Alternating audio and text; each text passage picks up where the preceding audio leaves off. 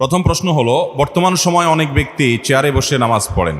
অনেক সময় দেখা যায় চেয়ার কাতারের সোজা করে বসিয়ে উক্ত ব্যক্তি নামাজ কিয়াম করার জন্য সবার সাথে দাঁড়িয়ে যান, কিন্তু চেয়ারের কারণে উক্ত ব্যক্তি দাঁড়ানোর সময় নামাজের কাতার থেকে 1-1.5 ফিট সামনে গিয়ে দাঁড়ান, ফলে কাতারের সৌন্দর্য নষ্ট হয়ে যায়। এ ব্যাপারটা শরীয়ত সম্মত কিনা জানাবেন।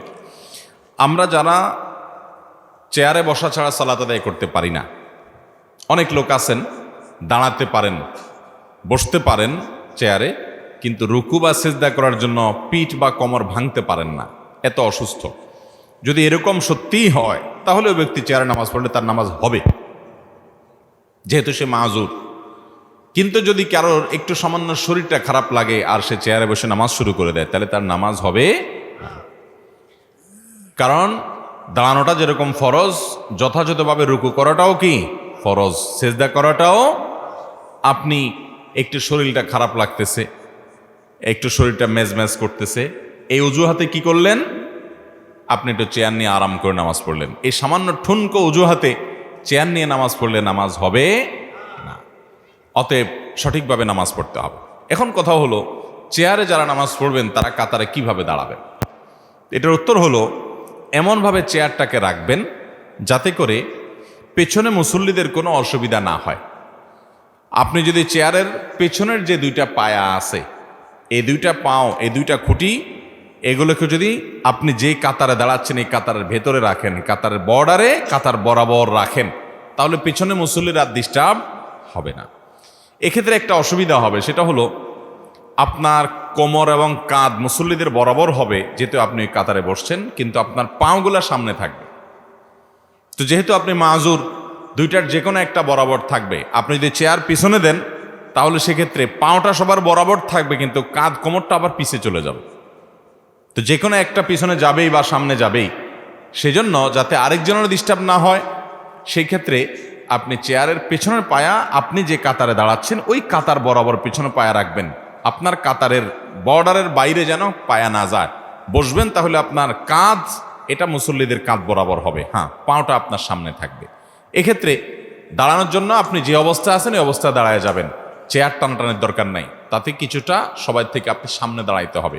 আর বসার সময়, রুকু সিজদার সময় সবার বরাবরই আপনি থাকবেন। এটা ওজরের কারণে জায়েজ আছে। সাধারণ অবস্থাতে ইচ্ছাকৃতভাবে কাতারের বাইরে সামনে পিছনে করা কি নাই, জায়েজ নাই। নবী করিম সাল্লাল্লাহু আলাইহি ওয়াসাল্লাম বলেছেন, সাওয়ু সুফুফাকুম, তোমরা তোমাদের কাতার সোজা করো। ফাইন্না তাসওয়িয়াতাস সুফুফ মিন ইকামাতিস সালাহ, কারণ কাতার সোজা করা নামাজ কায়েম করার অংশ।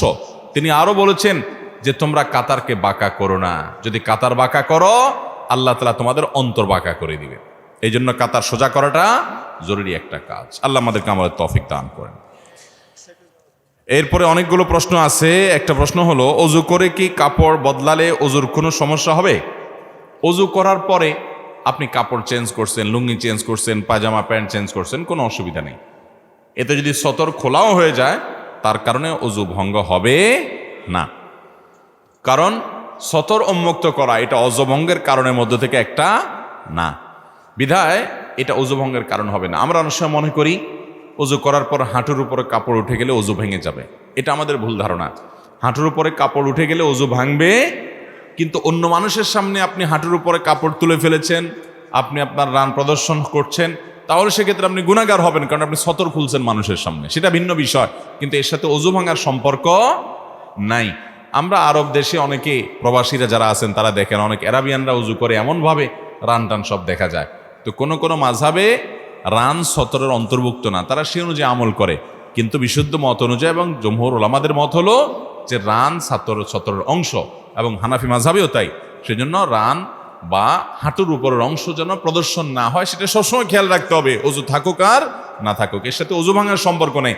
যদি কোনো কারণে কাপড় উঠে যায় তার কারণে অজু ভাঙবে না, কিন্তু সতর ঢাকার যে গুনাহ সেটা আদায় হবে না। এরপর প্রশ্ন হলো, অজু করার সময় যদি অজুর কোনো একটা নিয়ম ভুলে যায় অথবা অজুর শুরুতে বিসমিল্লাহ পড়তে ভুলে যায়, তাহলে করণীয় কি? দেখতে হবে অজুর কোন জিনিসটা ভুলে গেছে। অজুর একটা কাজ ফরজ, হাত ধোয়া, সেইটা ভুলে গেছে, অথবা মাথা মাসা করা ফরজ, এটা সে ভুলে গেছে, তাহলে তার অজু হয় নাই, ওইটা তাকে করতেই হবে, না হলে অজু হবে না। এটার কোনো কাফারা চলবে না, ওই কাজটাই তাকে করতে হবে যদি ফরজ ভুলে যায়। আর যদি সুন্নত ভুলে যায়, যেমন বিসমিল্লাহ বলতে ভুলে গেছে, তাহলে তার ওযু হয়ে যাবে। কারণ হলো এটা কি না, ফরজ না ওয়াজিব না, ফরজ ও ওয়াজিব না যেহেতু, অতএব এটা কারণে তার ওযু ক্ষতি হবে না, ওযু হয়ে যাবে। এরপরে প্রশ্ন হলো, আমাদের চারদিকে সাধারণত ছেলেকে বিয়ে করানোর সময় পছন্দ হয়েছে কিনা জিজ্ঞাসা করা হয়, কিন্তু মেয়েদের ক্ষেত্রে তার বিবাহের পাত্র পছন্দ হয়েছে কিনা জিজ্ঞাসা করা হয় না, সেক্ষেত্রে তাদের পিতামাতার করণীয় কি? এটা তো খুবই গর্হিত কথা।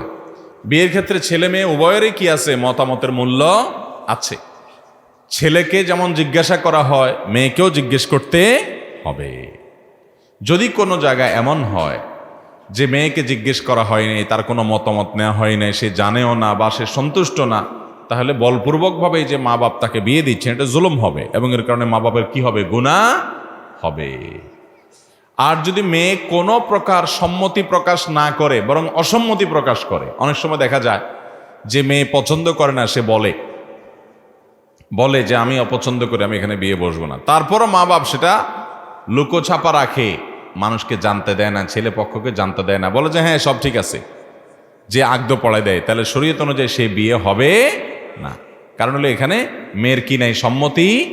ছেলে মেয়ের সম্মতি না থাকলে সে বিয়ে বিশুদ্ধ হবে না, বিশুদ্ধ হবে না। আল্লাহ তাআলা আমাদেরকে এসব বিষয়গুলোকে বুঝে বুঝে চলার তৌফিক দান করুন। ছেলে মেয়ে যারা আছে তাদের মতামতের মূল্য দিতে হবে। হ্যাঁ, কোনো মেয়ে সে জানে বিয়ের প্রস্তুতি চলছে, আলাপ সালাপ চলছে, অমুকের সাথে বিয়ে হবে, তমুকের সাথে বিয়ে হবে, সে জানে, কিন্তু সে এ বিষয়ে কোনো নেগেটিভ মন্তব্য করে নাই, চুপচাপ আছে। তো সাধারণত অবিবাহিত মেয়ে, কুমারী মেয়ে, সে যদি চুপ থাকে, লাজুক হওয়ার কারণে মুখ খুলে বলতে চায় না, তার আচার আচরণ দ্বারা বোঝা যায় সে সন্তুষ্ট, তাহলে সেটাকে তার অনুমতি ধরা হবে, তাতে বিয়ে হয়ে যাবে। কিন্তু যদি সে তার আচার আচরণ দ্বারা অসন্তুষ্টি প্রকাশ করে, তাহলে সেক্ষেত্রে সেখানে জোরপূর্বক বিয়ে দিলে সে বিয়ে হবে না, এটা সাবধান। অতএব মেয়েদেরকেও বাবা মা তাদের অনুমতি, তাদের মতামতের মূল্যায়ন দিতে হবে, যে মা তুমি রাজি কিনা, এই অবস্থা আমরা এই দেখেছি, নিজেরা না পারলে অন্য কাউকে দিয়ে বলাবে, তার সম্মতি নিতে হবে। এরপর প্রশ্ন হলো, বর্তমানের সময়ে মেয়ে সন্তান জন্মগ্রহণ করলে আত্মীয় স্বজন ও পিতামাতার মুখ কালো হয়ে যায়। আবার অনেক ক্ষেত্রে দেখা যায় যে ইসলামে মেয়েদেরকে যে অধিকার দেওয়া হয়েছে তা থেকে তাদেরকে বঞ্চিত করা হয়, সম্পর্কে কিছু বলার অনুরোধ রইল। মেয়েরা তাদের জন্মগ্রহণ এটা ইমানদারদের জন্য ভালো, কল্যাণের। নারীর জন্ম এটা বাবা মায়ের জন্য, নারী কন্যা সন্তানের জন্মটা আনন্দের। ছেলে সন্তান সেও তার জন্মটাও আনন্দের হতে পারে যদি সে নেককার হয়, ভালো হয়। কিন্তু কন্যা যদি হয়, মেয়ে যদি হয় কারোর, শুধুমাত্র মেয়ে হওয়ার কারণে আল্লাহ রাব্বুল আলামিন ওই ব্যক্তির জন্য সুসংবাদ রেখেছেন। নবী করিম সাল্লাল্লাহু আলাইহি ওয়াসাল্লাম বলেছেন, কারোর যদি 2টা কন্যা সন্তান হয়, 3টা কন্যা সন্তান হয়, এই সন্তানকে সে সঠিকভাবে লালন পালন করে, পড়াশোনা করে, ভালো যোগ্য পাত্রস্থ করে দেয়, তাহলে নবী সাল্লাল্লাহু আলাইহি ওয়াসাল্লাম ওই ব্যক্তির, ওই মা বাপের জান্নাতের দায়িত্ব নিয়েছেন। অথচ 1 ডজন ছেলেও যদি হয়, হাফ ডজন ছেলেও যদি হয়, তাদের জন্য এরকম কোনো কথা বলা হয় নাই। অতএব ছেলে সন্তান হলে খুশি হবেন, মেয়ে সন্তান হলে মুখ কালো করবেন, এটা জাহেলি যুগের মানুষদের বদখাসলত, আইয়ামে জাহেলিয়াতের কাফেরদের বদভ্যাস ছিল এটা। ইমানদার কখনো এটাতে মন খারাপ করবে না, বরং ছেলে হলে খুশি হবে, মেয়ে হলে খুশি আরো বেশি হবে। কারণ মেয়ে হলে নবী সাল্লাল্লাহু আলাইহি ওয়াসাল্লামের ওয়াদা আছে, পুরস্কার আছে। শুধু তাই নয়, ইমাম মালিক রাহমাতুল্লাহ আলাইহি বলেছেন, আল আম্বিয়া ও আবুল বানাত, নবীরা বেশিরভাগ মেয়েদের বাপ। বেশিরভাগ নবীরা কাদের বাপ ছিলেন? মেয়েদের বাপ ছিলেন। আমাদের প্রিয় নবী সাল্লাল্লাহু আলাইহি ওয়াসাল্লামকে আপনি দেখেন, তাকে আল্লাহ তাআলা ছেলে দিয়েছেন। আব্দুল্লাহ কাসেমের জন্ম হয়েছে, কিন্তু তাদের মৃত্যু হয়ে গেছে সেই শিশুকালেই। তার আল্লাহ তাআলা 4টি কন্যা সন্তান জীবিত রেখেছেন, বড় হয়েছে, বিয়ে শাদী দিয়েছেন, সংসার হয়েছে। তো নবী করিম সাল্লাল্লাহু আলাইহি সাল্লামের পর্যন্ত তার জন্য আল্লাহ তাআলা ছেলে রাখেন না, রেখেছেন মেয়ে। অতএব আল্লাহ যদি আপনাকে শুধু মেয়ে দেন আর মেয়ে রাখেন, তো আপনার তো গর্ব করা উচিত যে নবীর জন্য আল্লাহ তাআলা যা নির্বাচন করেছেন, আপনার জন্য তা নির্বাচন করেছেন। অতএব কন্যা সন্তান হলে, মেয়ে সন্তান হলে আমরা অনেকে যে চিন্তা করি যে আমাদের বংশে কে চেরাগ দিবে, এর চেয়ে মূর্খতা আরেকটা হতে, আপনি মরে কবরে পচে গলে শেষ হবেন, আপনার বংশে চেরাগ জ্বললো না, হারিকেন জ্বললো না, মোমবাতি জ্বললো না, হেজাক লাইট জ্বললো না, কারেন্টের লাইট জ্বললো, এটা দেখার দরকার আছে আপনার? এর মতো বোকামি আরেকটা নাই। বংশের নাম কে নিবে সেই চিন্তা করেন। মুহাম্মদ সাল্লাল্লাহু সাল্লামের কোনো ছেলে বেঁচে থাকে নাই, তার 4টা মেয়ে শুধু বেঁচে ছিল। তার বংশের নাম নেওয়ার লোক দুনিয়াতে কম আছে না বেশি আছে? তার নাম নেওয়ার মানুষ যতজন আছে পৃথিবীতে, আরেকজন মানুষ আছে? দুনিয়ার সেলিব্রিটি, দুনিয়ার অমুক খেলোয়াড়, তমুক তারকা, এদের ভক্ত দুনিয়াতে বহুত পাবেন যতদিন তাদের গায়ের জোর আছে, পায়ের জোর আছে। যখন শেষ 100 বছর পরে এদের নাম নেওয়ার মানুষও হয়তো দুনিয়াতে খুঁজে পাওয়া। আল্লাহ তাআলা তার রাসূল সাল্লাল্লাহু আলাইহি সাল্লামকে মানুষের কাছে এত প্রিয় করেছেন যে 1500 বছর চলে যাওয়ার পরও তার ভালোবাসার মানুষের সংখ্যার কোনো অভাব। অতএব আপনার বংশ দুনিয়াতে, আপনার নাম এটা টিকে থাকবে আপনার কর্মের মাধ্যমে, আপনার আমলের মাধ্যমে। আপনার ছেলে মেয়ে আপনার বংশের নাম ধরে রাখবে, এটা মূর্খতা। অতএব মেয়ে সন্তান হলে মন খারাপ করা এটা জাহিলি যুগের মানুষদের স্বভাব। আল্লাহ বলেছেন যে ওয়াইদা বুশিরা আহাদুহুম বিল উনসা যাল্লা ওয়াজহুহু মুসওয়াদ্দাও ওয়া হুয়া কাযীম ইয়াতাওয়ারা মিনাল কওম মিন সুই মা বুশিরা বিহি। জাহিলি যুগের মানুষদের স্বভাব ছিল, তাদের কাউকে যদি বলা হতো তোমার মেয়ে হয়েছে, তো সে মন খারাপ করত, সে মুখ লুকাতো মানুষের থেকে যে তার মেয়ে হয়েছে। আজও অনেক জাহেল আছে আমাদের সমাজে, যে বউয়ের একটার বেশি 2টা 3টা মেয়ে হয়েছে আর ছেলে হয় না, তো বউয়ের প্রতি বিরক্ত হয়। আছে না নাই? অথচ এখানে বউয়ের কিছু নাই। আল্লাহ তাআলা বলেছেন যে আল্লাহ তাআলা যাকে ইচ্ছা তাকে কন্যা সন্তান দেন, যাকে ইচ্ছা তাকে আল্লাহ ছেলে সন্তান দেন, যাকে ইচ্ছা তাকে 2টাই দেন, আর যাকে ইচ্ছা তাকে আল্লাহ বন্দা বানান। ওয়াজআলু মান ইয়াশাউ আকীমা। এটা আল্লাহর ইচ্ছা, এখানে কারোর কোনো হাত নাই।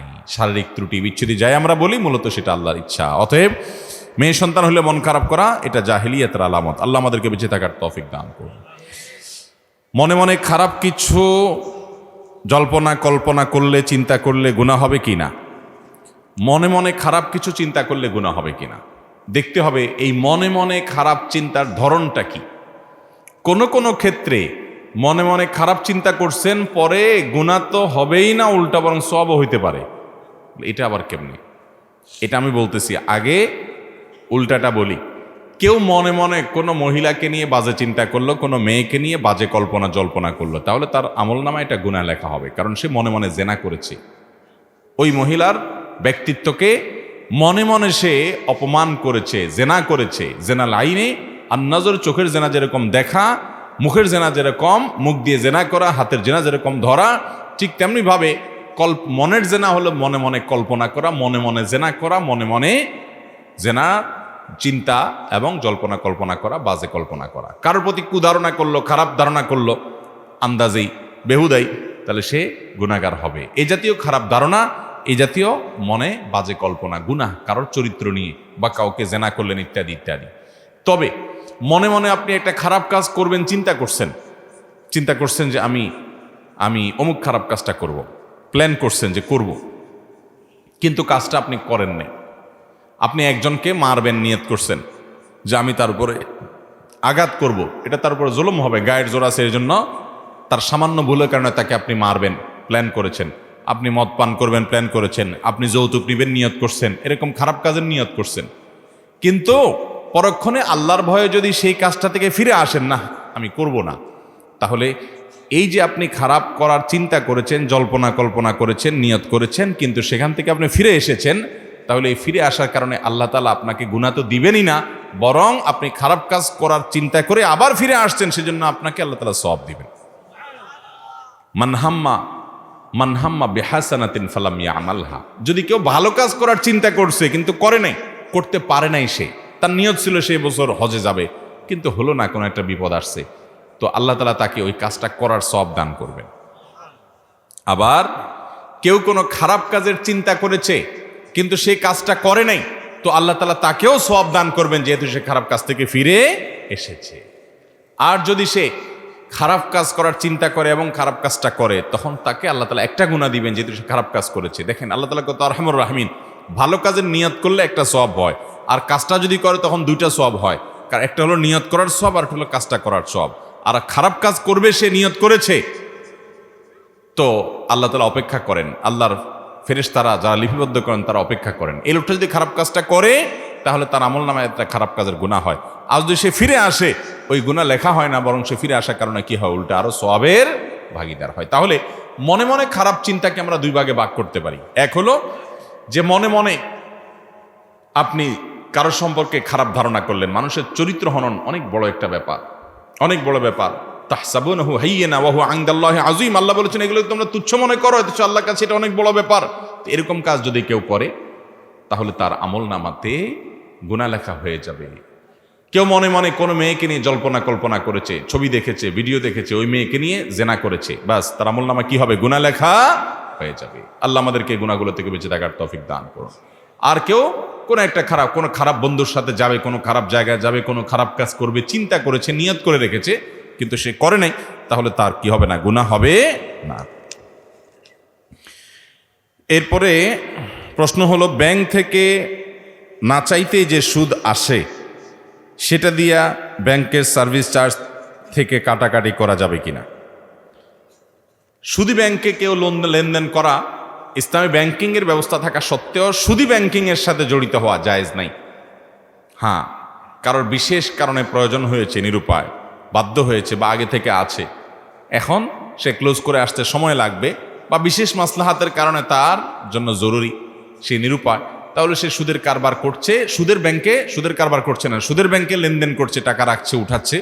এটা যদি কারোর নিরুপায় পর্যায়ের হয় এবং সে যদি রাখে, তাহলে তার যে ইন্টারেস্ট বা সুদ যেটা আসে, এই সুদের টাকাটা ওই ব্যাংকে যে লেনদেন করার কারণে তার ইয়ারলি চার্জ কাটে, তার ব্যাংকের হিসাব ব্যবস্থাপনা করার কারণে যে তারা চার্জ নেয়, এটিএম কার্ডের জন্য চার্জ নেয়, চেক ইস্যুর জন্য চার্জ নেয়, ইত্যাদি ইত্যাদি, এই চার্জের টাকাগুলো ওই সুদের টাকা যেটা সে পেয়েছে ওইটা দিয়ে সে কাটাকাটি করলে সেটা জায়েজ হবে না।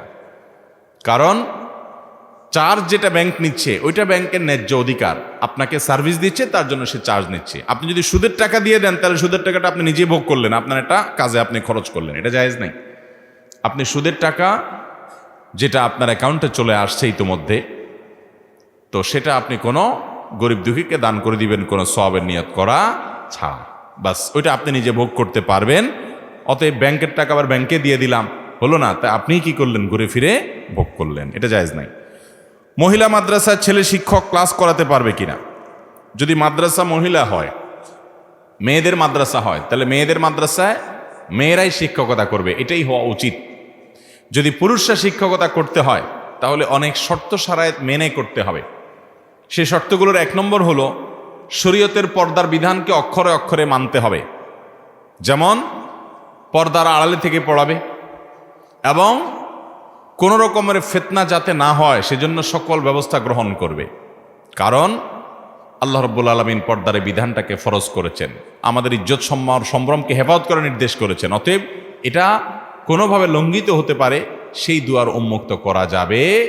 যে পুরুষ পড়াচ্ছেন, সেই পুরুষ কি পড়াচ্ছেন সিসি ক্যামেরায় মনিটরিং হবে, তিনি কি কথা বলছেন, তার অ্যাটিটিউড কি, সেগুলো মনিটর করতে হবে, দেখভাল করতে হবে, যাতে কোনো ফিতনা পতিত না হয়। এরকম শর্ত সাপেক্ষে ছেলেরা মেয়েদেরকে পড়ালেটা জায়েজ আছে, কিন্তু মহিলাদের জন্য মহিলা শিক্ষক যদি পাওয়া যায় সেটাই অগ্রাধিকার দিতে হবে। এরপরে প্রশ্ন হলো, নির্ধারিত তারিখে বিদ্যুৎ বিল পরিশোধ না করলে আমাদের বিলম্ব মাসুল দিতে হয়, এতে কি সরাসরি সুদ হিসাবে গণ্য হবে? যেই কোনো লেনদেনে, যে কোনো কাজে আপনার আর্থিক দণ্ড যেটা আরোপ করা হয় শরিয়ার দৃষ্টিকোণ থেকে সেটা জায়েজ নাই। সেটা বিদ্যুৎ বিল বলেন, পানির বিল বলেন, বা অনেক সময় স্কুল কলেজে দেখা যায় ছেলে মেয়ে ফাঁকি দিয়েছে, একদিন যায় নাই বা দেরি করে গেছে, তো তার জন্য জরিমানা আরোপ করা হয়, এত টাকা জরিমানা। এটা জায়েজ নাই শরীয়তে, আর্থিক দণ্ড আরোপ করা এভাবে এ ধরনের ক্ষেত্রে জায়েজ নাই। বলে তাহলে কি করবে? তার বিকল্প ব্যবস্থা করা যেতে পারে। যেমন কথার কথা, তুমি 2 দিন কামাই দিলে তোমার ভর্তি বাতিল, তাহলে ওই যেটা আর্থিক জরিমানা করা হতো ওইটাকে ভর্তি রিনিউর জন্য ফি হিসাবে দিবে, ওইটা জায়েজ হতে পারে। এখন কথা হলো বিদ্যুৎ বিল বা অন্যান্য বিল, এগুলো দিতে দেরি করলে তো আমাদের অটোমেটিক অতিরিক্ত চার্জ চলে আসে, জরিমানা চলে আসে। এটা না দিলে তো আমার লাইন পাবো না, তাহলে তো আপনি নিরুপায়। চেষ্টা করবেন সবসময় টাইমলি দিয়ে দেওয়ার, যাতে করে আপনার জরিমানা গুনতে না হয়, ইমানদার হিসাবে যাতে করে ওই গুনাহে লিপ্ত হতে না হয় বা গুনাহের পথ তৈরি না হয়, সেজন্য আপনি চেষ্টা করবেন। কখনো ভুলে গেছেন বা বিশেষ কারণে দেরি হয়ে গেল, তাহলে সেক্ষেত্রে আপনি যদি দেন আপনার গুনাহ হবে না, যেহেতু আপনার হাতে না, আপনি নিরুপায়, আপনাকে বাধ্য করা হচ্ছে এই আর্থিক দণ্ড দেওয়ার জন্য, যেটা আপনার জন্য গুনাহ হবে না, কিন্তু আর্থিক জরিমানা নেওয়া এটা এমনিতে কি না, জায়েজ নাই। এরপরে প্রশ্ন হলো, মহিলারা কি স্বামীর বাম পাজরের হাড় থেকে সৃষ্টি হয়েছেন? মহিলারা বাম পাজরের হাড় থেকে সৃষ্টি হয়েছেন কিনা এ সম্পর্কে আমরা একটা হাদিস জানতে পারি। নবী করিম সাল্লাল্লাহু আলাইহি সাল্লাম বলেছেন, তোমরা নারীদের সাথে বসবাস করার ক্ষেত্রে স্বামী তার স্ত্রীর সাথে বসবাস করার ক্ষেত্রে সুন্দরভাবে বসবাস করবে। তারা ভুলটুল কিছু করলে নবী সাল্লাল্লাহু আলাইহি সাল্লাম তাদেরকে সংশোধন করার জন্য বলেছেন, কিন্তু বেশি সংশোধন করার চেষ্টা করা, অনেকে আছে একেবারে বেশি তেড়ামি করে, বেশি সোজা করতে চায়। নবী সাল্লাল্লাহু আলাইহি সাল্লাম তাদের সম্পর্কে বলেছেন, বেশি সোজা করতে চাইলে ভেঙে যাবে তারা, কারণ ফাইন্নাহুন্না খুলিকনা মিনাদ দিলআইল আইসারি, কারণ পুরুষের বাম পাজরের হাড্ডি থেকে তাদেরকে তৈরি করা হয়েছে যেটা একটু বাঁকা, অতএব খুব বেশি সোজা করতে গেলে এটা ভেঙে যাবে, সীমা লঙ্ঘন করা যাবে না। আল্লাহ বলেছেন, ওয়া আশিরুহুন্না বিল মারুফ, তোমরা নারীদের সাথে স্ত্রীদের সাথে বসবাস করবে সুন্দরভাবে, ভুল হলে সংশোধন করবে, কিন্তু বেশি তেড়ামি গোড়ামি করতে যাবে না, বেশি টাইট দিতে যাবে না। এ হাদিস থেকে স্পষ্টত বোঝা যায় যে মেয়েরা বাম পাজরের হাড় থেকে তৈরি হয়েছে, কিন্তু এর মানে কি? অনেকে মনে করেন এর মানে প্রত্যেক স্বামীর বাম পাজরের হাড় থেকে তার স্ত্রী তৈরি হয়েছে। এটা ভুল কথা, এটা সঠিক না। কারণ প্রথমত অনেক মহিলা আছে যাদের বিয়েই হয় নাই, তাহলে সে কোত্থেকে তৈরি হয়েছে? হতে পারে কি পারে না? অনেক মেয়ে আছে বিয়ে হয় না, দুনিয়া থেকে চলে গেছে, তাহলে এই মহিলা তৈরি হলো কোত্থেকে? তাহলে বাম পাজরের হাড় থেকে তৈরি হওয়ার কথাটা হাদিসে কোত্থেকে আসলো? এটার উত্তর হলো, আল্লাহ তাআলা প্রথম মানুষ তৈরি করেছেন আদম আলাইহিস সালামকে। তাকে কোত্থেকে তৈরি করেছেন? মাটি থেকে তৈরি করেছেন। মাটি থেকে তৈরি করার পর আদম আলাইহিস সালামের বাম পাজরের হাড় থেকে মা হাওয়াকে তৈরি করেছেন। তাহলে প্রথম নারী যিনি, তিনি তার স্বামীর বাম পাজরের হাড় থেকে তৈরি হয়েছেন। পৃথিবীর এরপরে সব মহিলারা স্বামীর বাম পাজরের হাড় থেকে তৈরি হয়েছে, ব্যাপারটা এরকম না। বিধায় ভুল ধারণা আমাদের ভাঙতে হবে। এরপরে প্রশ্ন হলো, হঠাৎ মৃত্যু থেকে বেঁচে থাকার আমল কি? নবী করিম সাল্লাল্লাহু আলাইহি সাল্লাম হঠাৎ মৃত্যু থেকে বেঁচে থাকার জন্য আল্লাহ তাআলার কাছে দোয়া করতেন, আল্লাহুম্মা ইন্নী আসআলুকা, আল্লাহুম্মা ইন্নী আউযুকা মিন যাওয়ালি নি'মাতিকা। আল্লাহ, আপনার নেয়ামত যেন হঠাৎ করে আমার থেকে চলে না যায়, এর জন্য আপনার কাছে আমি কি চাই? আশ্রয় চাই এবং পানা চাই। হঠাৎ আমার নেয়ামত ছিনে নিয়ে গেলেন, এটা যেন না আসে, এই দোয়া নবী সাল্লাল্লাহু আলাইহি সাল্লাম পড়তেন। তবে হঠাৎ মৃত্যু হলে সেটাকে আবার খারাপভাবে দেখারও কারণ নাই। কেউ অ্যাক্সিডেন্টে মারা গেছে, পানিতে ডুবে মারা গেছে, আগুনে পুড়ে মারা গেছে, কোনো একটা বিপদে পড়া মারা গেছে, হঠাৎ মরে গেছে, এটাকে খারাপ মনে করার কোনো কারণ নাই। এটা নির্ভর করে ব্যক্তির আমল কি। নবী সাল্লাল্লাহু আলাইহি সাল্লাম বলেছেন, মাউতুল ফুজাআহ বা হঠাৎ মৃত্যু, আকস্মিক মৃত্যু, এটা ইমানদারের জন্য ভালো আর বেঈমানের জন্য খারাপ। ইমানদারের জন্য ভালো এই জন্য যে সে তো জান্নাতি, মানে মুত্তাকি জান্নাতি মানুষ, যে তার যদি হঠাৎ মৃত্যু হয়ে যায় তাহলে সে দুনিয়া থেকে হঠাৎ করে সে জান্নাতের নেয়ামতের মধ্যে ঢুকে গেল, এটা তার জন্য ভালো। আর যদি কেউ জাহান্নামী হয় তার জন্য হঠাৎ মৃত্যু খারাপ, কারণ সে হঠাৎ মৃত্যুর মাধ্যমে দুনিয়াতে যেটুকু নেয়ামত ভোগ করছিল সেটুকুও তার হাতছাড়া হয়ে গেল। এই জন্য হঠাৎ মৃত্যুটাকে আমরা গণহারে খারাপ মনে করার কোনো কারণ নাই। তবে হ্যাঁ, প্রস্তুতিমূলকভাবে দুনিয়া থেকে যেতে পারবো, আল্লাহর কাছে তওবা ইস্তেগফার করব, দোয়া দরুদ করব, সেই চেষ্টা একজন ইমানদারের থাকবে, সেটা ভিন্ন বিষয়। এরপর প্রশ্ন হলো, সিগারেট কোম্পানিতে চাকরি করা যাবে কিনা? সিগারেট কোম্পানিতে অথবা এমন কোনো প্রতিষ্ঠানে চাকরি করা জায়েজ হবে না যেই প্রতিষ্ঠান হারাম জিনিস প্রোডাকশন করে। আপনি সেখানে কাজ করতেছেন, সেটা তৈরি করাতে আপনার শ্রম দিচ্ছেন, তাহলে আপনি অন্যায় কাজে সহযোগিতা করছেন। আল্লাহ বলেছেন সূরা মায়েদার 2 নম্বর আয়াতে, তাআবানু আলাল বিররি ওয়াত তাকওয়া ওয়ালা তাআবানু আলাল ইসমি ওয়াল উদওয়ান। তোমরা ভালো এবং তাকওয়ার কাজে একে অন্যের সহযোগিতা করো, পাপ এবং সীমালঙ্ঘনের কাজে একে অন্যের সহযোগিতা করবা না। বিধায় এ ধরনের কাজে সহযোগিতা হয়ে যায় আপনার চাকরি, সেজন্য এটা করা কি হবে না? জায়েজ হবে না। আল্লাহ তাআলা আমাদেরকে আমল করার তৌফিক দান করুন। এরপরে প্রশ্ন হলো, সর্বত্র আল্লাহর নির্দেশ যেন বাস্তবায়িত হয়, একজন মুসলমানের জন্য সেই চেষ্টা করা কি উচিত নয়?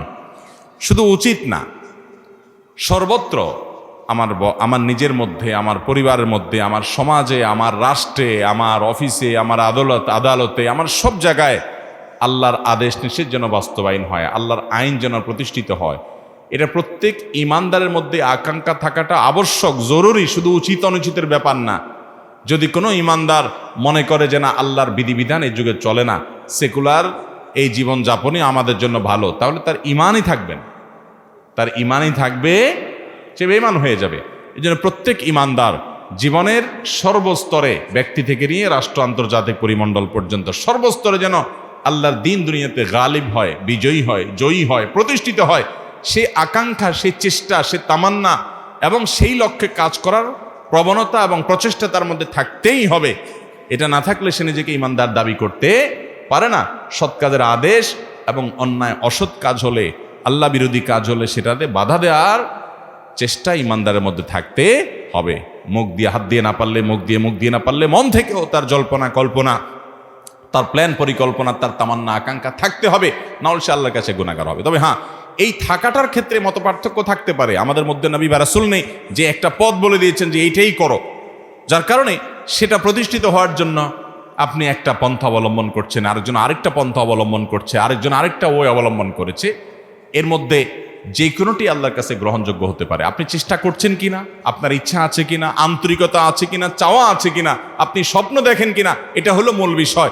পদ্ধতির মধ্যে মত পার্থক্য থাকাটাই স্বাভাবিক, কারণ এর কোনোটা, আপনি যে পদ্ধতি অবলম্বন করেন, আরেকজন যে পদ্ধতি অবলম্বন করেন, আরেকজন বলছেন আরেকটা পদ্ধতিতে গেলে ভালো হবে, এগুলো সব ইজতিহাদগত বিষয়, যার যার গবেষণাগত বিষয়। এই ইজতিহাদ এবং যার যার বুঝ এবং গবেষণাকে আরেকজনের উপরে ফরজ করে দেওয়া বা চাপিয়ে দেওয়ার সুযোগ নেই। কিন্তু মৌলিক বিষয় সবার মধ্যে থাকতে হবে, সেটা হলো আল্লাহর দিন সর্বত্র যেন প্রতিষ্ঠা হয়। একজন ইমানদারের সে আকাঙ্ক্ষা যদি না থাকে, সে যদি মনে করে না ব্যক্তি জীবনে ইসলাম চলার জিনিস, ইসলাম রাষ্ট্রীয় জীবনে, সামাজিক জীবনে সর্বত্র প্রতিষ্ঠিত হওয়ার জিনিস না, এরকম যদি চিন্তা করে, তাহলে সে মুসলমান না, তার ইমানই থাকবে না। কারণ সে আল্লাহর দিনকে স্বয়ংসম্পূর্ণ মনে করছে না। জটিল একটা বিষয়। আমাদের সমাজে অনেক মুসলমানরা আছেন, নামাজ কালাম পড়েন, রোজা রাখেন, জিকির আজকার করেন, কোরআন তেলাওয়াত করেন, ইবাদতবন্দি করেন, কিন্তু আল্লাহর দিন সর্বত্র প্রতিষ্ঠিত হোক এই স্বপ্ন কোনোদিন তিনি দেখেন না, এটা নিয়ে তার কোনো চিন্তাও নাই। আল্লাহ তাআলা আমাদেরকে বিষয়টা বোঝার তৌফিক দান করুন। এরপরে প্রশ্ন হলো, সম্প্রতি পাঠ্যপুস্তক নিয়ে যে সমালোচনা তৈরি হয়েছে, ইতিমধ্যে মাননীয় শিক্ষামন্ত্রী সেটা পরিবর্তনের কথা বলেছেন, এতে কি আপনারা সন্তুষ্ট হয়েছেন? আলহামদুলিল্লাহ, এ বিষয়ে আমরা এর আগে কথা বলেছি এবং ক্লাস 6, 7, 7 বইয়ে কিছু অসঙ্গতি, কিছু ত্রুটি, এগুলো আমরা তুলে ধরেছি। তো সেগুলো আলহামদুলিল্লাহ সরকারের সর্বোচ্চ মহলে আমলে নেওয়া হয়েছে এবং ইতিমধ্যে কমিটি করে তদন্ত করে এটার জন্য উদ্যোগ নেওয়া হচ্ছে সংশোধনের। এটা প্রশংসার দাবিদার। আমরা এই উদ্যোগকে প্রশংসা করি এবং সাধুবাদ জানাই। আলহামদুলিল্লাহ, যথোপযুক্ত উদ্যোগ এবং সময়োচিত সিদ্ধান্ত নেওয়া হয়েছে, খুবই ভালো। কিন্তু এখনো পর্যন্ত আমি যেটুকু পেপার পত্রিকা থেকে দেখেছি সেটা হলো যে ডারউইনের যে সস্তা মতবাদ, আমাদেরকে বানরের খালাতো ভাই, বানরের সন্তান বানানোর যে হাস্যকর থিওরি চাপিয়ে দেওয়া হচ্ছিল বাচ্চাদের বইয়ে, সেটা থাকবে না, এতটুকু নিশ্চয়তা আমরা এতটুকু আমরা পেয়েছি। আলহামদুলিল্লাহ, বলেন আলহামদুলিল্লাহ। এটাও কম অর্জন না। কিন্তু পর্দাকে তাচ্ছিল্য করে যে 5টা গল্প লেখা হয়েছে এবং মুসলিম শাসকদেরকে যে ছোট করা হয়েছে বইয়ে, এই 2টা মোটা দাগের বিষয়, এগুলোর কারেকশন এবং সংশোধনী যেমন আনতে হবে, শরীফার গল্পের মাধ্যমে ট্রান্সজেন্ডার এটাকে প্রতিষ্ঠিত করতে গিয়ে আমাদের সন্তানদেরকে যে সমকামিতার দিকে নিয়ে যাওয়া হচ্ছে সূক্ষ্মভাবে, এই 3টা বিষয়কে বিশেষ করে অবশ্যই গুরুত্বের সাথে আমলে নিতে হবে। এবং এই জাতীয় আরও যে সমস্ত অসঙ্গতি আছে, তথ্যগত ভুল আছে, সেখানে বঙ্গবন্ধুর বাবার নাম পর্যন্ত ভুল লেখা হয়েছে এবং আরও অনেকগুলো অসঙ্গতি, অনেক ত্রুটি আছে, সে সবগুলো তো সংশোধন করবেই। সুনির্দিষ্ট করে উলামা একরামের তরফ থেকে আপনার এই যে 5টি গল্প পর্দাকে তাচ্ছিল্য করার জন্য অবরোধ বাসনি থেকে আনা হয়েছে, এগুলোকে রিমুভ করতে হবে। এবং এই বিষয়টা এত স্পর্শকাতর যে এই বিষয়ে উলামা একরামের চুপ থাকার কোনো সুযোগ নাই, হৃৎপিণ্ডে হাত দেওয়ার মতো। আমাদের সন্তানরা আমাদের ট্যাক্সের টাকায় কুফুর শিখবে, শিরিক শিখবে, তার মা বোরকা পরে, তার মা পর্দা করে, তার শিক্ষিকা পর্দা করে, তার দাদি পর্দা করে, তার নানি পর্দা করে, তার খালা পর্দা করে, সে বাঙালি মুসলিম, মুসলমান তো বটে, বাঙালি নারী, এমনকি বাঙালি হিন্দুও মহিলা যদি হয়, তাকে আপনি যদি কল্পনা করেন, তো আপনি দেখবেন যে একজন মাথায় কাপড় দেওয়া নারী আপনার স্মৃতিতে ভেসে আসছে। সেখানে এ বাঙালির সংস্কৃতি, এটাকে দূর করা, মুসলমান সন্তানকে পর্দার প্রতি বীতশ্রদ্ধ করা, শিক্ষার নামে এই কুশিক্ষা কখনো গ্রহণযোগ্য হতে পারে। আমরা আশা করব যে ডারউইনের মতবাদের এই তথ্যটা, এই থিওরিটা, এটা যেরকম বাচ্চাদের বই থেকে বাদ দেওয়ার সিদ্ধান্ত নেওয়া হয়েছে, আমরা প্রশংসা করি, আমরা সাধুবাদ জানাই যারা এর জন্য সিদ্ধান্ত গ্রহণ করেছেন। আল্লাহ তাআলা তাদেরকে আজর আজিম দান করুক, হেদায়েতে দৌলত দান করুক। কিন্তু সেই সাথে ওই যে পর্দাকে তাচ্ছিল্য করে দেওয়া গল্পগুলো এবং শরীফার গল্প এবং মুসলিম শাসকদেরকে ভিলেন বানানোর যে চক্রান্ত এবং মন্দিরের ছবি, অর্ধলঙ্গ আপনার প্রতিমার ছবি দিয়ে ভরে ফেলা, আবার আনুপাতিক হারে সংখ্যাগরিষ্ঠ মুসলমানদের এই দেশে মসজিদের ছবি ইত্যাদি কম দেওয়া সহ আরও যে সমস্ত আপনার বিকৃতি, যে সমস্ত বিভ্রাট বইয়ে আছে, চক্রান্ত এই বইয়ে আছে, সেগুলো সবগুলো দূর করা হোক। আলহামদুলিল্লাহ, আমাদের এই দেশের মানুষ ধর্মপ্রাণ, হিন্দুরা তাদের ধর্ম পালন করে, মুসলমানরা তাদের ধর্ম পালন করে এবং শান্তিপূর্ণ সহাবস্থানে বিশ্বাস করে। যারা পাঠ্যপুস্তক প্রণয়নের সময় ইচ্ছাপূর্বকভাবে এই সমস্ত ধর্মবিদ্বেষী, এগুলো সকল ধর্মের উপরে আঘাত, ধর্মবিদ্বেষী এই সমস্ত উদ্যোগ গ্রহণ করেছে, তারা এই দেশের শত্রু, এদেশের মানুষের শত্রু। তারা অস্থিতিশীল পরিস্থিতি তৈরি করতে চায়, কোনো বিশেষ এজেন্ডা বাস্তবায়ন করতে চায়। আল্লাহ রাব্বুল আলামিন এ সকল চক্রান্তকারীদের মুখোশগুলোকে উন্মোচন করে দেখ।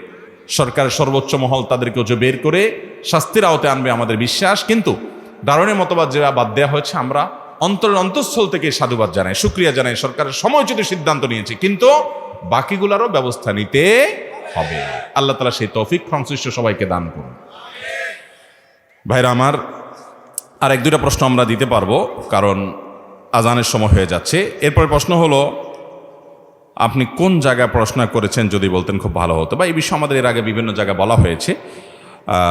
আমি পড়াশোনা শুরু করেছি আমার গ্রামে লক্ষ্মীপুরে, এরপরে পড়েছি আমরা নোয়াখালীতে একটা মাদ্রাসাতে, তারপরে আমরা চন্দ্রগঞ্জের একটা মাদ্রাসাতে, তারপর আমরা পড়াশোনা করেছি হাতিয়াতে, পড়েছি হাটহাজারিতে, যশোরের জামিয়া ইসলামিয়া দওয়াটনা মাদ্রাসায়, খুলনা দারুল উলুমে। এভাবে দেশের গণ্ডিতে আমাদের পড়াশোনা মোটামুটি সীমাবদ্ধ, আলহামদুলিল্লাহ। এরপর প্রশ্ন হলো, আমি এবং আমার পরিবার যদি জান্নাতি হই তাহলে কি একসাথেই থাকবো? যদি থাকি তবে কি সেটা অল্প সময় নাকি স্থায়ী? কোনো স্বামী স্ত্রী বা সন্তান এবং বাবা মা পরস্পরের সাথে জান্নাতে থাকবে কিনা, এটা নির্ভর করে যে উভয়ে জান্নাতে যাওয়ার মতো আমল করেছে কিনা। ফেরাউন জাহান্নামে যাওয়ার আমল করেছে, সে জাহান্নামে যাবে। ফেরাউনের স্ত্রী আসিয়া জান্নাতে যাওয়ার আমল করেছেন, এজন্য তিনি কোথায় যাবেন? কোরআনে আল্লাহ তাআলা উভয়ের ঘোষণা আমাদেরকে জানিয়ে দিয়েছে, ঠিক না ঠিক? নূহ আলাইহিস সালাম এবং লূত আলাইহিস সালাম দুজন আল্লাহর নবী, তারা আল্লাহর নবী ছিলেন, তারা জান্নাতে যাবেন। তাদের স্ত্রী তাদের প্রতি ঈমান আনে নাই, তারা জাহান্নামে যাবে। অতএব স্বামী স্ত্রী একজন জান্নাতে গেলে বাই ডিফল্ট আরেকজন জান্নাতে যাবে, ব্যাপারটা এরকম না। একজন জান্নাতে গেলে অপরজন যদি ঈমান আমল নিয়ে যেতে না পারেন, তার জাহান্নামে যাওয়া লাগতে পারে। এখন কেউ বলতে পারেন, জান্নাতীদেরকে তো আল্লাহ তাআলা কোনো কষ্ট পেতে দিবেন না। জান্নাত আজা কে আজারে নাবাসদ, কাসে রা বা কাসে কারে নাবাসদ, সেখানে তো কোনো কষ্ট হবে না, মানসিক শান্তি থাকবে। এখন কোনো নারী জান্নাতে গেলেন, তার স্বামী তার গুনাহের কারণে জাহান্নামে গেলেন, বা কোনো স্বামী জান্নাতে গেলেন, তার স্ত্রী গুনাহের কারণে জাহান্নামে গেলেন, তাহলে তিনি মনে কষ্ট পাবেন না? স্ত্রীকে স্বামীকে মিস করবেন না? এর উত্তর হলো, যখন কেউ জাহান্নামী হবে আল্লাহ রাব্বুল আলামিন তার সঙ্গীর অন্তর থেকে তাকে মুছে দিবেন। হয়তো যে কোনোভাবে তার যাতে কষ্ট না হয় সেই ব্যবস্থা আল্লাহ তাআলা নেবেন। দুনিয়ার এই জীবনটাকে আখিরাতের আলমুল গায়েবের জীবনের সাথে, অদৃশ্যের জীবনের সাথে হুবহু একই মনে করা, এটা সঠিক নয়, এটা বোকামি। বরং আমরা এখানে যেমনটা চিন্তা করি সেটা একরকম নাও হতে পারে। অনেকে বলে যে আমি দুনিয়াতে আখিরাতে তো জান্নাতে আল্লাহ যা চাবেন তা দিবেন, তো কেউ যদি বিড়ি সিগারেট খাইতে চায় আল্লাহ তা দিবেন কিনা? এর উত্তর হলো যে এই যে কুরুচি, এই নোংরা রুচি দুনিয়াতে আপনার হয়তো হয়, আপনি যখন জান্নাতে যাবেন আপনার এই কুরুচি থাকবে না, বিধায় আপনার টেনশন করার দরকার নাই। পিতা যদি মৃত্যুর আগে কোনো সন্তানকে আলাদা করে কোনো সম্পত্তি দেওয়ার ওসিয়ত করে যান, তবে সে ওসিয়ত মানা যাবে কি না, নাকি ইসলামী শরীয়ত মতে সমান ভাগে ভাগ করতে হবে? কোনো পিতা যদি জীবদ্দশা ওসিয়ত করে যান যে আমার অমুক ছেলেটাকে তোমরা ওই জমিটা দিয়ে দিবা, বাকিগুলা ভাগ করবা, অমুক মেয়েকে দিবা, বাকিগুলা ভাগ করবা, এরকম যদি ওসিয়ত করে যায় তাহলে সে ওসিয়ত গ্রহণযোগ্য হবে না। কারণ নবী আলাইহিস সালাম বলেছেন, লা ওয়াসিয়াতা লিওয়ারিস, কোনো ওয়ারিসের জন্য কোনো ওসিয়ত করা যাবে যার জন্য নির্দিষ্ট হিস্সা কোরআনে ঠিক করে দেওয়া আছে। ছেলে মেয়ে বাবা মার সম্পদে নির্দিষ্ট হিস্সা পাবে কি পাবে না, অতএব তাদের জন্য আর বাবা মা কি করতে পারবে না, ওসিয়ত করে যেতে পারবে। তাহলে ওসিয়ত কার জন্য করতে পারবে? ওসিয়ত করতে পারবে এমন ব্যক্তির জন্য যে ব্যক্তি তার ওয়ারিশ না। যেমন একজন অচেনা মানুষকে দিল, পালক পুত্র পালক মেয়ে থাকলে তাদেরকে দিল, নাতি নাতনি থাকলো, নাতি নাতনিরা ওয়ারিশ না। এই জন্য দাদা তার ছেলে ঘরে নাতিকে, মেয়ের ঘরের নাতিকে বা নাতনিকে যদি বলে যে ঠিক আছে আমার নাতিকে এই জমিটা দিও, আমার নাতনিকে এই জমিটা, তাহলে তাদেরকে ওসিয়ত করতে পারে, তাদের জন্য ওসিয়ত করলে জায়েজ হবে। সেটা 1/3, তার টোটাল সম্পদের 1/3 মধ্যে হলে সর্বোচ্চ ওর মধ্যে কার্যকর হবে, এর বেশি করলে বাকিটুকু কার্যকর হবে না। কিন্তু যদি ছেলে মেয়ের জন্য ওসিয়ত করে যায় বাপ মা, তাহলে সে ওসিয়ত কার্যকর হবে না। অনেক সময় আমরা জায়েজ না জায়েজ দেখি না, আল্লাহ তাআলার আদেশ দেখি না, বাস ওসিয়ত করছে চোখ বন্ধ করে সেটা নিজের অধিকার মনে করি, এটা ভুল। এরপরে প্রশ্ন হলো, সাউন্ড সিস্টেমে গান বাজনায় ভাড়া দিয়ে টাকা উপার্জন করা জায়েজ হবে কিনা? এটা তো তার ব্যবসা, ব্যবসা হলেই কি সেটা জায়েজ হয়ে যাবে? কেউ হারাম ব্যবসা করে, মদের ব্যবসা করে, যদি বলে এটা তো আমার ব্যবসা, তো আপনার ব্যবসা তো হালাল হতে হবে। আল্লাহ তাআলা আহাল্লাহুল বাইআ, আল্লাহ ব্যবসাকে হালাল করেছেন, কিন্তু এর মানে এই না যে আপনি নাজায়েজ ব্যবসা করবেন, সেটা আল্লাহ তাআলা হালাল করবেন। অতএব সাউন্ড সিস্টেমের ব্যবসা যদি করেন, আপনার মাইক, আপনার সাউন্ড সিস্টেম, আপনার লাইট, আপনার অন্যান্য যে সমস্ত আয়োজন আছে, এগুলো এমন কাজে ভাড়া দিবেন যে কাজটা হালাল এবং বৈধ। যেটা হারাম সে কাজে আপনি ভাড়া দিতে পারবেন না। যদি দেন তাহলে আপনি গুনাহের ভাগীদার হবেন। ওই যে আল্লাহ বলেছেন, ওয়ালা তাআওয়ানু আলাল ইসমি ওয়াল উদওয়ান, তোমরা পাপ এবং সীমালঙ্ঘন কাজে কেউ কারো সহায়তা করো না। একজন গান বাজনার অনুষ্ঠান করেছে, আপনি সেখানে ভাড়া দিয়েছেন, তাহলে তার কাজটা করতে আপনি সহায়তা করলেন, বিধায়টা কি হবে না, জায়েজ হবে। মুশকিল হলো যারা বিশেষ করে ডেকোরেশনে ব্যবসা করেন, এইরকম জায়গায় যদি ভাড়া না দেন তো আর জায়গায় খুঁজে পাবেন না, দেখা যাবে। কারণ 100টা কাস্টমার আসলে 80টাই হলো ওই গান বাজনার কাস্টমার। তো ভাইরা আমার, জান্নাত তো এত সস্তা না। জান্নাতে যাওয়ার জন্য কিছু স্যাক্রিফাইস করতে হবে, কিছু ছাড় দিতে হবে। বিধায় আপনি যদি আশা করেন যে না দুনিয়াতেও আমি একেবারে 100তে 100 পাবো, আখেরাতেও আবার জান্নাত পাবো, এটা কিভাবে আশা করেন? আপনার কাছে অনেক কাস্টমার আসবে, আপনার খানার টান পড়বে, রুজির টান পড়বে, রিজিকের উপার্জনের টান পড়বে, তারপর আপনি হারামে যাবেন না। এই যে স্যাক্রিফাইস, এই যে ছাড়, এই যে কষ্ট, এর বিনিময়েই তো আল্লাহ তাআলা জান্নাত দিবে আপনাকে। আল্লাহ আমাদেরকে সেই তৌফিক দান করুন। আমার উপার্জন কম হোক, আমার পাশে আরেকজন ডেকোরেশন ব্যবসা করে লাল হয়ে যাচ্ছে, বাড়ি গাড়ি করে ফেলছে, করে ফেলাক, আমার জান্নাত পেতে হবে, বিধায় আমি ওই হারাম উপার্জন করব না। আল্লাহ আমাদের তৌফিক দান করুন। আমি খুব অসুস্থ, আমার যা ইনকাম করি আহাল পরিবারকে দিয়ে দেই। আমি অল্প টাকা ইনকাম করি, আল্লাহর উপর কি ভরসা করে চিকিৎসা করব না ভাবছি, এখন আমার করণীয় কি? দেখুন, অনেকে এরকম আছেন যে তার উপার্জন কম, নিজের চিকিৎসা করতে গেলে আর বাপ মা ভাই বোনের খরচ দিতে পারেন না, আবার তাদের খরচ দিতে গেলে নিজের চিকিৎসা হয় না। তো এই ক্ষেত্রে তার জন্য নিজের চিকিৎসা না করে পরিবারের ভরণ পোষণ দিলেন জায়েজ হবে কিনা? উত্তর হলো এটা জায়েজ হবে। কারণ চিকিৎসা গ্রহণ করা সব সময় ফরজ না, চিকিৎসা গ্রহণ করাটা সুন্নাহ সাধারণ অবস্থাতে। আপনি যদি মনে করেন যে আল্লাহর উপর আমি তাওয়াক্কুল করলাম, আমি আজওয়া খেজুর খেলাম, আমি দোয়া করলাম, আমি কোরআন থেকে শেফা গ্রহণ করলাম, আল্লাহ তাআলা চাইলে এখান থেকে আমাকে শেফা দিতে পারেন, আর আল্লাহ না চাইলে ওষুধ খেয়েও আমার শেফা নাও হতে পারে, আমি আল্লাহর উপর তাওয়াক্কুল করলাম আর পরিবারের ভরণ পোষণ দিলাম, এটা জায়েজ হবে, এটা কারণে গুনাহ হবে না। আর যদি আপনি নিজে চিকিৎসাও করেন, আবার পরিবারকে যতটুকু না হলে ততটুকু দেওয়ার চেষ্টা করেন, তো সেটাও আপনার জন্য জায়েজ হবে। কিন্তু আপনার চিকিৎসা করাটা আপনার জন্য ফরজ বা ওয়াজিব নয়, যেটা তরক করলে আপনার কি হবে? গুনাহ হবে। এরপরে প্রশ্ন হলো, আমি একজন যুবক, আমি সালাত পড়ি, বেশিরভাগ সময় অসুস্থ থাকি, আল্লাহ কেন আমাকে বেশি বিপদের মুখে ফেলেন? আমাকে কিছু আমলের কথা বললেন যাতে করে বিপদে আমি সবর করতে পারি। ভাইরা আমার, আমাদের অনেকেরই অভিযোগ যে আমি এত নামাজ কালাম পড়ি, তাও আমার এত বিপদ আসে কেন? আরেকটা আছে আমার সাথে পরিচিত, ওইটা নামাজ কালাম পড়ে না, তারপরে সে খুব সুখে শান্তি আছে। অনেক সময় এরকম হয় কি হয় না? শুধু তাই না, অনেক লোক দেখা যায় আগে বেনামাজি ছিল, বিপদ আপদ ছিল না, এখন নামাজ শুরু করছে, একটার পর একটা বিপদ, একটার পর একটা সমস্যা। হয় কি হয় না? দেখুন, নবী করিম সাল্লাল্লাহু আলাইহি ওয়াসাল্লামের একটা হাদিস আছে, আল্লাহ কাউকে ভালোবাসলে তার কিছু আলামত আছে, মার্কা আছে। আল্লাহ কাকে পছন্দ করেন, কাকে ভালোবাসেন, কিছু পছন্দ, কিছু আলামত আছে। এই আলামতেরগুলোর ভিতরে একটা আলামত হলো, ইন্নাল্লাহা ইযা আহাব্বা কওমান ইবতালাহুম, আল্লাহ যখন কাউকে ভালোবাসেন তাকে পরীক্ষায় ফেলেন। তাকে কি করেন? তাকে পরীক্ষায় ফেলেন। নবীগণ তাদের সম্পর্কে আপনার হাদিসে আছে, আসাদুন নাসে বালাআন আল আম্বিয়া সুম্মাল আমসাল ফাল আমসাল, সবচেয়ে বেশি বালা, সবচেয়ে বেশি বিপদ মুসিবত এসেছে যাদের জীবনে তারা কারা? নবী রাসূলগণ। তাদের সাথে যাদের যত বেশি মিল হবে তাদের জীবনে বিপদ আপদ তত বেশি আসবে। ইমাম ইবনে তাইমিয়া রাহমাহুল্লাহ একটা উক্তি আছে যে আল্লাহর পথে কেউ যদি আসে, আল্লাহ তাকে প্রথমে ধাক্কা দেন, পরীক্ষা করেন যে ও আসলেই আমার পথে পরিপূর্ণ এসছে কিনা। এই জন্য আল্লাহ বিপদ দেন। যদি সে সরে যায় তাহলে তো ফেল হয়ে গেল, আর যদি সে টিকে থাকতে পারে সে পরীক্ষা পাশ করে গেল। এই জন্য ভাইরা, আপনি নামাজ পড়েন, আল্লাহর পথে এসেছেন, তারপরে বিপদ আসছে, এটা আল্লাহর তরফ থেকে পরীক্ষা। এটাকে আপনি জয় করার চেষ্টা করেন, এই চ্যালেঞ্জে আপনি জেতার চেষ্টা করেন। এখন কথা হলো এই কষ্টে আপনি সবর করবেন কিভাবে? দেখুন, একটাই আমল আছে যে আমল করলে আল্লাহর কাছে হিসেব ছাড়া বিনিময় পাবেন। আল্লাহর কাছে হিসাব করে করে আমরা কি পার পাইতে পারবো কি আমাদের ময়দানে? হিসাব ছাড়া যদি পার হতে চান তাহলে তার জন্য আমল হলো সবর করা। কি করা? আল্লাহ কোরআনে বলেছেন, ইন্নামা ইউওয়াফাস সাবিরুনা আজরাহুম বিগাইরি হিসাব। ধৈর্যশীল আর সবরকারীদেরকে আল্লাহ তাআলা যে দিবেন, হিসাব ছাড়া দিবেন। এই জন্য কি করতে হবে ভাই? সবর করতে হবে। সবর এমন একটা আমল যে আস-সবরু জাযাউহু আল জান্নাহ, ধৈর্যের বিনিময়, সবরের বিনিময় হলো জান্নাত। একজন মানুষ নামাজ পড়তে কষ্ট হয় তবুও নামাজ পড়ায়, ফজর নামাজ পড়তে আসতে কষ্ট হয় তবুও কষ্ট করে, এর নাম সবর। একটা মানুষ টাকা হারাম উপার্জন করতে পারে, সবাই করে, সে করে না, গরিব থাকে তারপরও করে না, এই যে সবর।